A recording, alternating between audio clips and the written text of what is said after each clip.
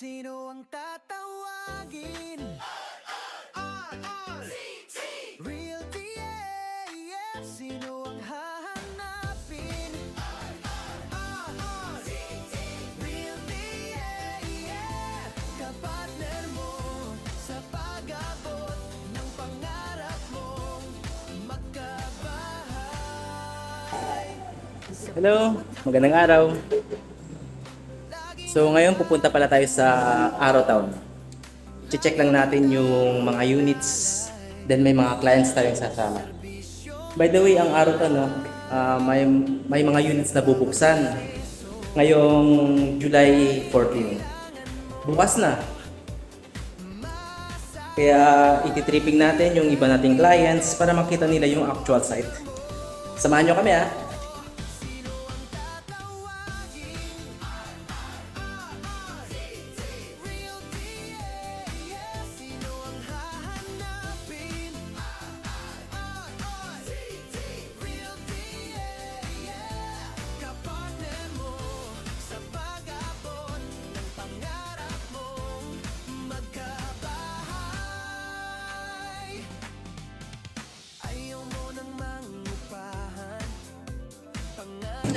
Yan, malapit na tayo sa project site.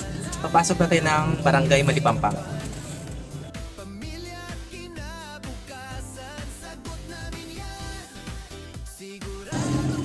Next barangay, Barangay Kalasag.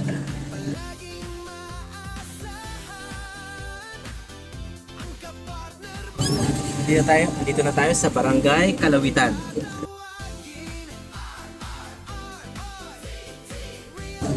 Nandito na tayo sa project site. Papasok na tayo sa Araw Town. Bali itong entrance, no, bali sesementohan pa naman to ng developer. Ayusin pa naman to. Yan. Nakikita niyo yung project site. Ang ganda, ang lawak na ito.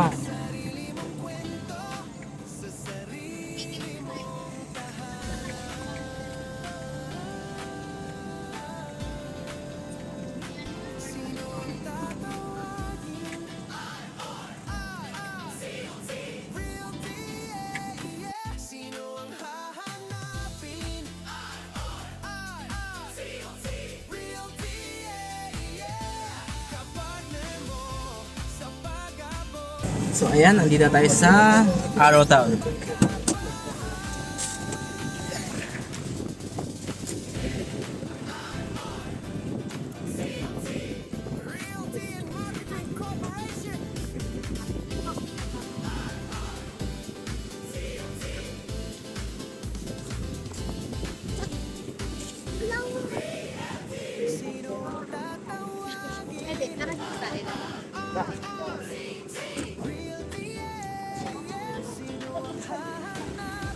So mula pala sa highway sa labas, papunta rito sa project site.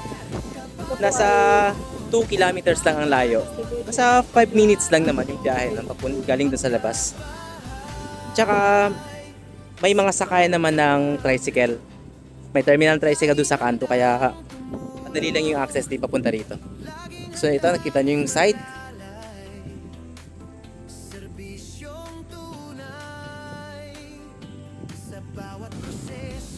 Tignan natin, ha.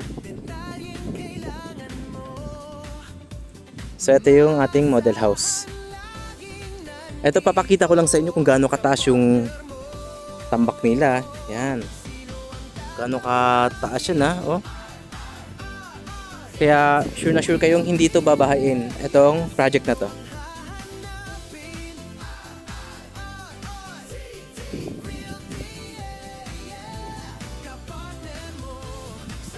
Yun yung ating mga ginagawa ng mga unit.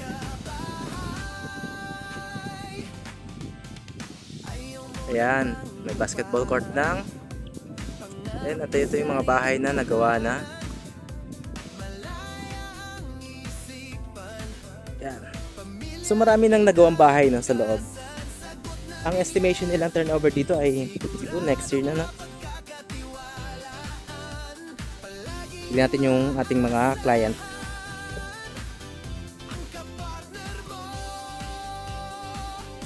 So by the way, ang ating unit, ang ating house model ay socialized townhouse. May sukat ito na 30 square meter ang lot area. Ang floor area naman ay 33.6 square meter. Then yung harap natin ay may space po tayong 1.5 meters.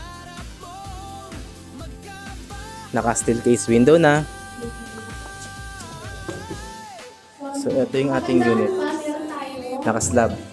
Then metal yung ating hagdan. May 1.5 meters tayo sa harap. Dito naman ito. Ang maganda lang dito, smooth finish na siya. Konting skim coat and pintura lang ay pwede na yan. Check natin yung ating CR.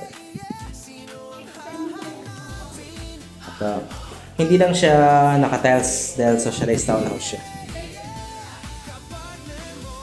Check natin yung sa taas.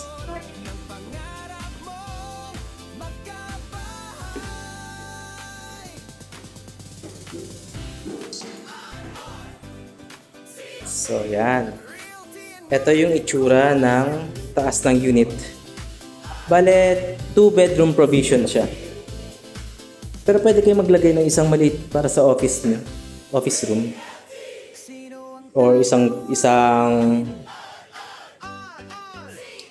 pwede nyo isang kwarto. Then yung dito sa dulo ay gawin nyo ng office. Para sa mga nagsisimulang pamilya pa lang, yung mga wala pang anak. At saka may isang anak pwede. Tingnan natin yung bahay. Ayun. Andun yung ginagawang mga units. Check natin ha.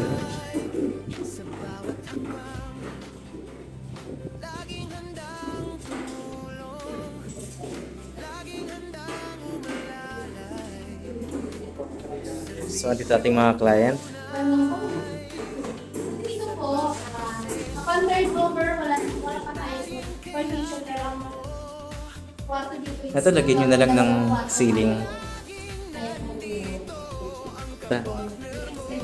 Tignan natin 2 yung meters dito. likod ng unit.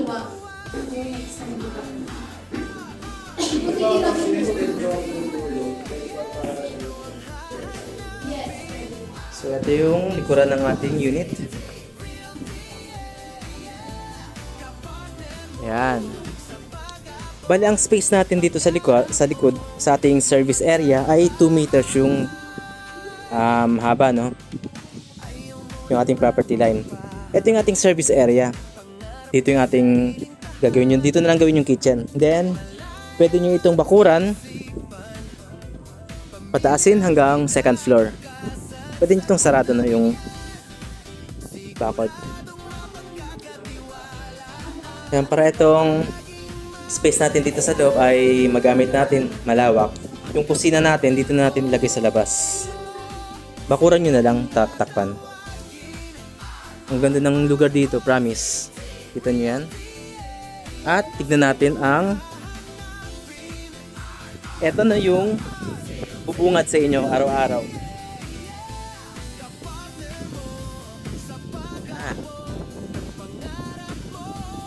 Ang Mount Arayat.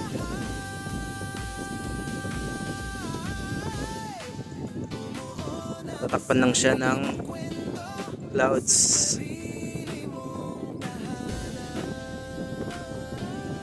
Ganda ng lugar dito, promise. Mahangin pa, presko.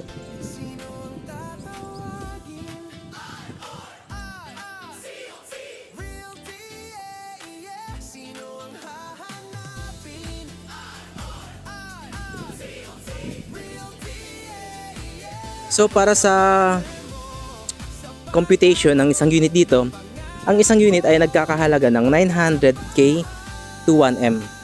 Mababa lang din yung monthly rito, nasa 2.5 lang ang monthly down payment. At once na turnover na sa Pag-ibig, nasa 4,000 plus lang ang magiging monthly amortization niya.